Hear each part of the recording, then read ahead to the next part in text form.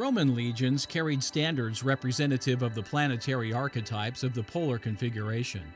In this modern reenactment, soldiers carry the standard or signum. The standard is a long pole with medallions of concentric circles, Mars and Venus nestled within the larger sphere of Saturn. The lower medallion includes the crescent of Saturn. The 3 or more circular medallions along the pole mimic the planets in alignment along the polar axis mundi. Atop the pole is the finial. It is an upright hand within a laurel wreath. This is the hand of the planetary god, Mars, the patron deity of Rome.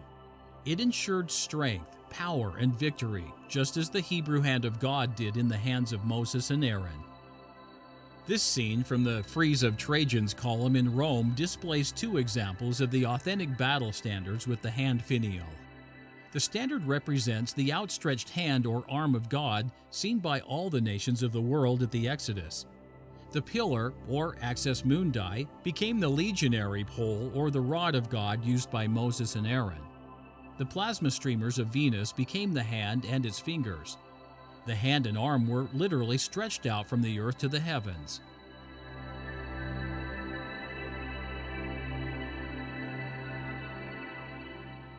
The powerful hand and arm of God, the hand and arm that saved the Israelites, was the right.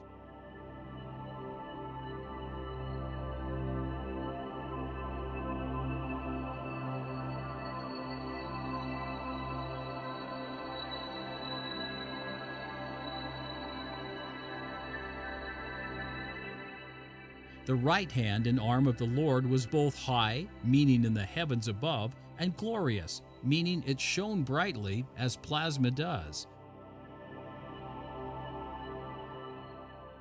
The right arm and hand of Moses with the rod was a terrestrial extension of the heavenly right arm and hand.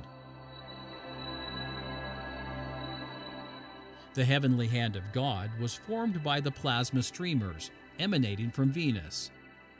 They were the hand's fingers. Most often, the plasma jets were uniform and symmetrical, like in this recreation. However, at times, one of the jets was shorter than the others, either because of the perspective of the earthbound observer or simply because the jet itself was shorter. The shortened streamer looked like a thumb.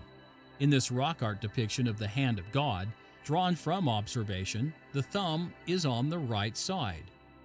From the vantage point of the observer, this looks as if the hand is the left hand. Placing a left hand on the petroglyph matches. But the hand is extended from the celestial arm and faces the observer. This makes it the right hand of God. There are examples in rock art that depict what should be considered the left hand of God. Of course, God has 2 hands, and the ancient planetary archetypes support this reality.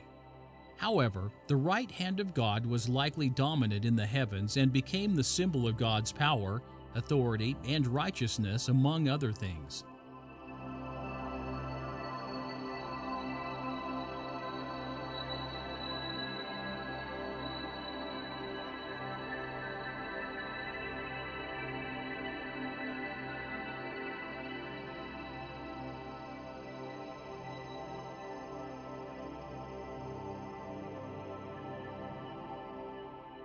Mormon made it abundantly clear that the powerful sword of justice was held by Christ in his right and not his left.